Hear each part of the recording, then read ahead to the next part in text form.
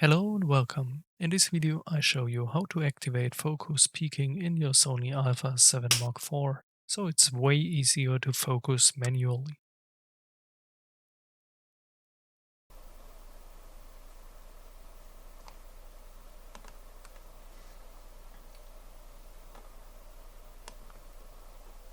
Go into the menu to the purple section Focus, down to level 5 peaking display, and you can activate it and change the peaking level and color.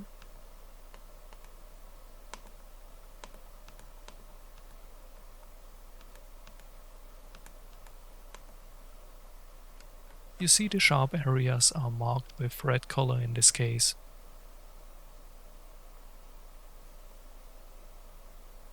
That's it. I hope this video helped you. I would appreciate a like and or subscribe. Have a nice day.